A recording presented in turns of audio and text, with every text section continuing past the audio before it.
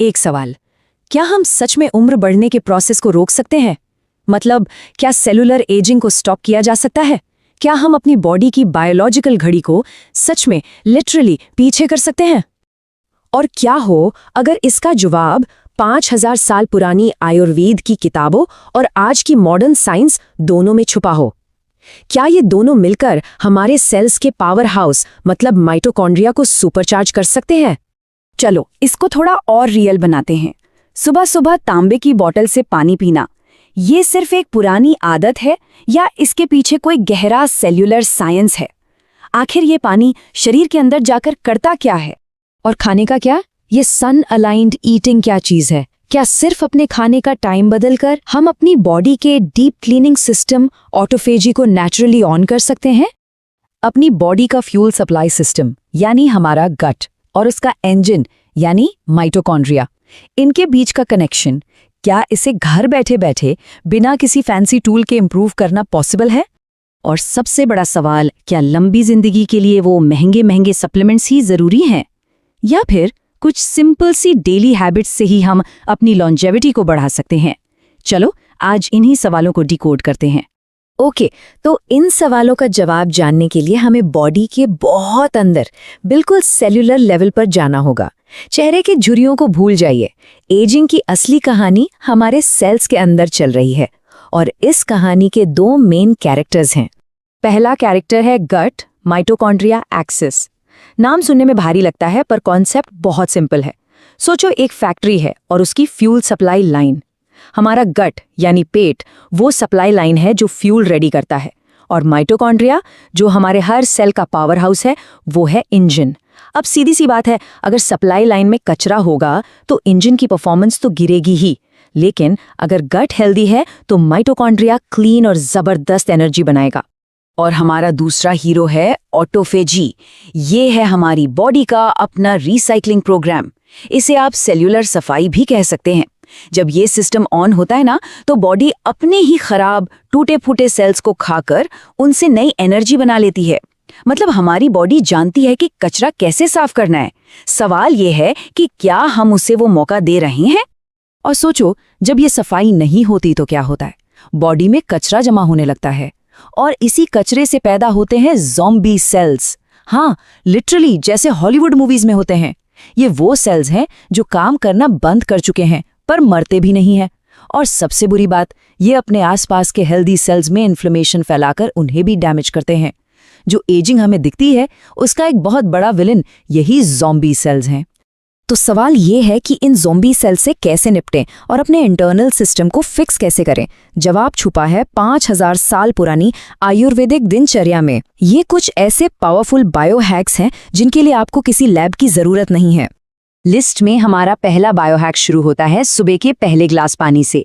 हमारी पहली आदत, ताम्र जल यानी रात भर तांबे के बर्तन में रखा हुआ पानी सुबह उठते ही पीना।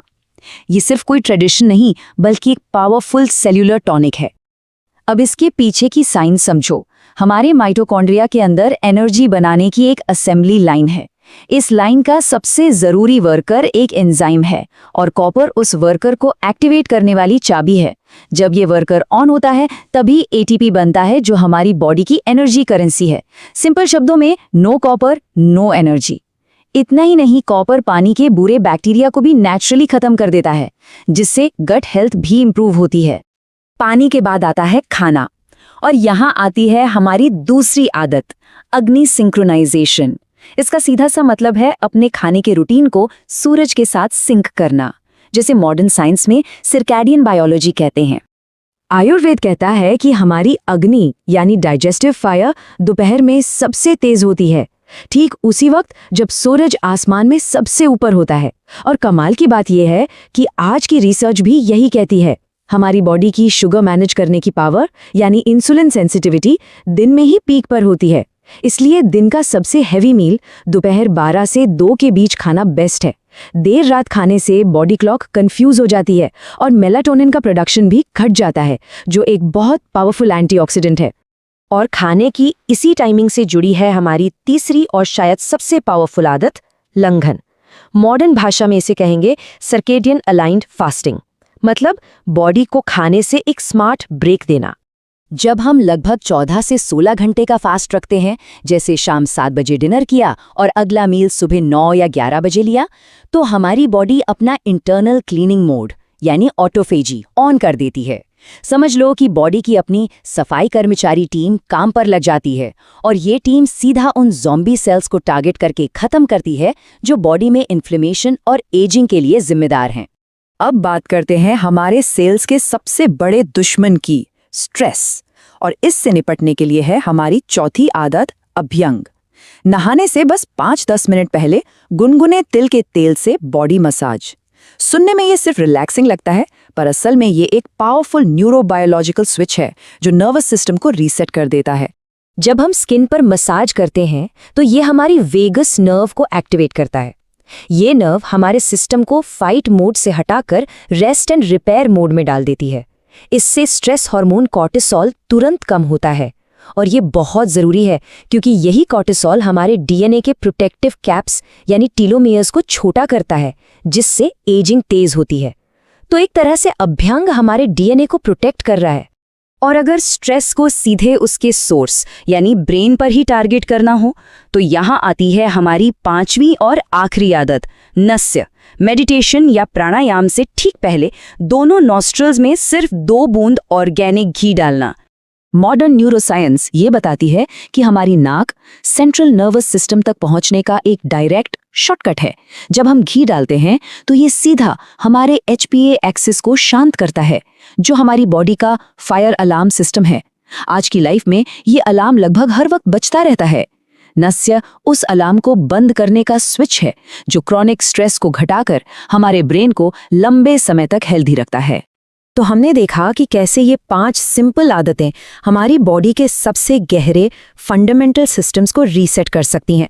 और ये सब बातें हमें एक बहुत ज़रूरी सवाल पर लाके खड़ा करती हैं। लंबी उम्र किसी जादुई गोली या बोतल में बंद नहीं है।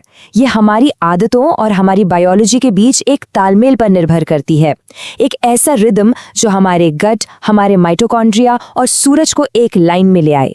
तो असली सवाल ये है, अगर रोज के छोटे छोटे फैसले जैसे पानी पीने का तरीका या खाने का समय हमारे सेल्यूलर रिपेयर को कंट्रोल करते हैं, तो क्या हम अपनी बायोलॉजिकल क्लॉक में सिर्फ एक पैसेंजर हैं या असल में हम ही अपनी उम्र और सेहत के आर्किटेक्ट हैं? और ये याद रखना ज़रूरी है कि आज की ये सारी बातें सिर्फ कहीं सुनी नहीं हैं। ये पूरी जानकारी कंपाइल्ड, रिसर्च और एनालाइज की गई है शरद मिश्रा जी द्वारा, जो एक होलिस्टिक और metabolic health educator, lab diagnostic expert, diet nutritionist और कंसल्टेंट फार्मासिस्ट हैं।